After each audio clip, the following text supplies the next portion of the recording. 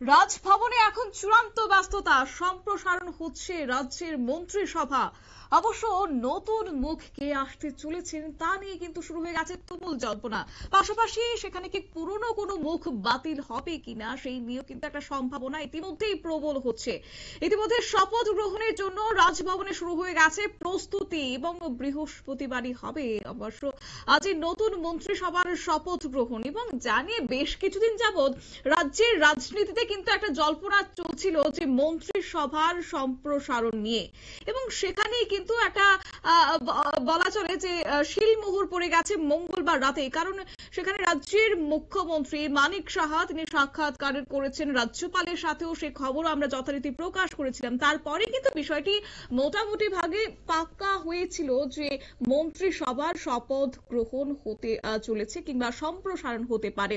সে নিয়ে আজকে কিন্তু রাজভবন জুড়ে এবার চূড়ান্ত ব্যস্ততা। মন্ত্রিসভাতে নতুন কারা আসছেন তা নিয়ে জোর জল্পনা তৈরি হয়ে গেছে। পদ পরিবর্তনও কিন্তু একটা সম্ভাবনা, সেটাও এড়িয়ে যাওয়া যাচ্ছে না। এই প্রসঙ্গে সরাসরি চলে যাব, আমাদের সঙ্গে যুক্ত হয়ে গেছে বার্তা সম্পাদক দেবব্রত চক্রবর্তী। দেবব্রত দা, কি জানতে পারছো? দেখো, বর্তমানে রাজভবনে সাজো সাজো রব এবং সেই সাথে কৌতূহল। যারা এখন উপস্থিত আছেন তারাও জানেন না কে মন্ত্রী হচ্ছেন। বিজেপির শীর্ষ নেতৃত্ব এবং মুখ্যমন্ত্রী যতটা জানেন, অন্যদের কাছে সে ব্যাপারটা এখনো তোমার অধরা। সবাই উৎসুক এবং কৌতূহল নিয়ে বসে আছেন কে হচ্ছেন নতুন মন্ত্রী। আসলে বেশ কয়েকদিন যাবতই কিন্তু শোনা যাচ্ছিল রাজ্যের মন্ত্রিসভা সম্প্রসারণ হচ্ছে। তোমার মুখ্যমন্ত্রী হিসেবে নির্বাচিত হওয়ার পর মানিক সাহা কিন্তু বেশ তোমার সক্রিয়তার সাথে তিনি মুখ্যমন্ত্রীর দায়িত্বটি পালন করছেন। তবে একটা তাৎপর্যপূর্ণ বিষয় হলো, কেন এই হঠাৎ করে এই মন্ত্রিসভা সম্প্রসারণ। রাজনৈতিক বিশেষজ্ঞ মহল কিন্তু বিষয়টিকে ভিন্ন নজরে দেখছেন, বিভিন্ন যে যার মতো করে বলছেন কেন এই মন্ত্রিসভার রদবদল। কেউ বলছেন যে তোমার এই রয়েছে সামনে খুব অনতিবিলম্বে ঘোষণা হতে পারে ত্রিপুরা প্রদেশ বিজেপি সভাপতির নাম। ইতিমধ্যে অন্যান্য বেশ কয়েকটি রাজ্যে ঘোষণা হয়ে গেছে। এরপরেই হবে তোমার সর্বভারতীয় সভাপতির নাম ঘোষণা। এর আগে তোমার ত্রিপুরা রাজ্যের মন্ত্রিসভা সম্প্রসারণের বিষয়টি কিন্তু যথেষ্ট তাৎপর্যপূর্ণ। তবে ভিন্ন একটা মহল বলছে যে ডাইনামিক একটা মন্ত্রিসভা গঠনের লক্ষ্যে মুখ্যমন্ত্রী মানিক সাহার এই উদ্যোগ। তবে এই উদ্যোগের মাধ্যমে তিনি বুঝিয়ে দিতে চাইছেন যে সবাইকে নিয়ে কাজ করার এবং দলের অভ্যন্তরে যেন একটা সুস্থিতি বজায় থাকে, এর জন্য তিনি যথেষ্ট সক্রিয় এবং সেই মনোভাবাপন্ন চেতনা নিয়ে তিনি কাজ করছেন। এই অবস্থায় আজকে একটু বাদেই যে মন্ত্রিসভা শপথের বিষয়টি উঠে আসবে, এর মধ্যে কিন্তু বেশ কয়েকটি নাম জল্পনা কল্পনার মধ্যে রয়েছে এবং এমনকি একজন মন্ত্রীর বাদ পড়ারও সম্ভাবনা রয়েছে বলে রাজনৈতিক বিশেষজ্ঞ মহল যারা আছেন তারা মনে করছেন। সে যাই হোক, এখন শোনা যাচ্ছে যে রামপদ জমাতিয়া তিনি মন্ত্রিসভায় আসতে পারেন। পাশাপাশি আসতে পারেন কিশোর বর্মনের নামটা অবশ্য বেশ জোরালো ভাবে শোনা যাচ্ছে তোমার কল্যাণী সাহা রায়ের নাম, আরো এমন তাদের নামটা বেশ জোরে সোরে শোনা যাচ্ছে এবং আরো এমন বেশ কয়েকটি নাম শোনা যাচ্ছে। তবে কিছুক্ষণ বাদেই তা পরিষ্কার হয়ে যাবে।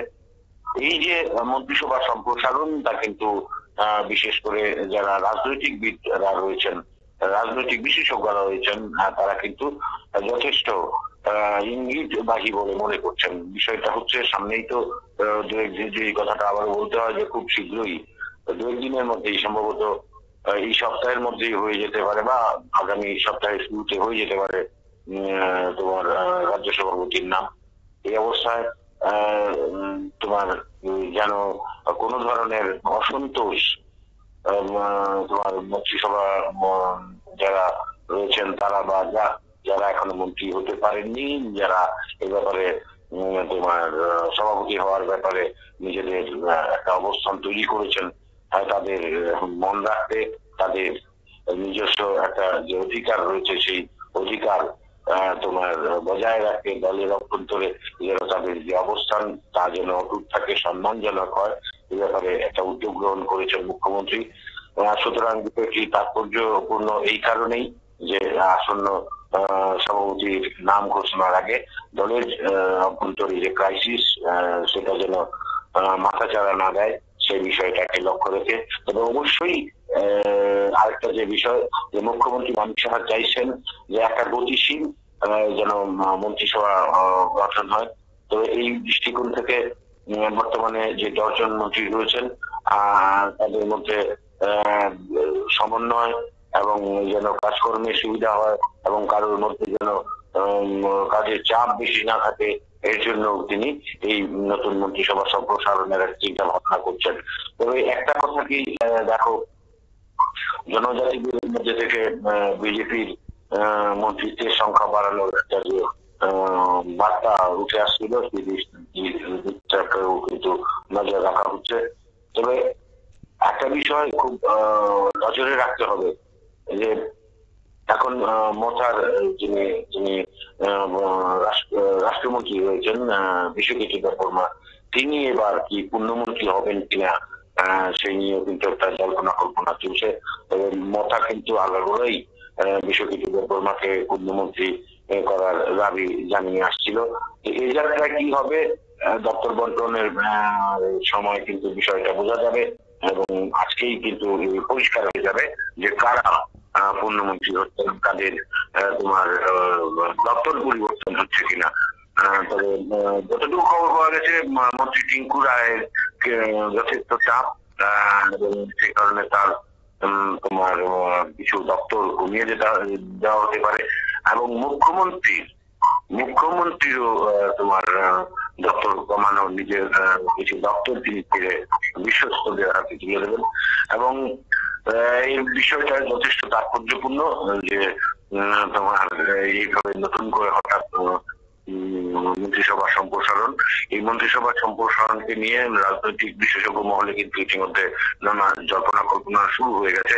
যে যার নিজেদের মতো করে এই মন্ত্রিসভা সম্প্রসারণের বিচার বিশ্লেষণ করছেন এবং অনেকে প্রেডিকশন করছেন যে কি হবেন।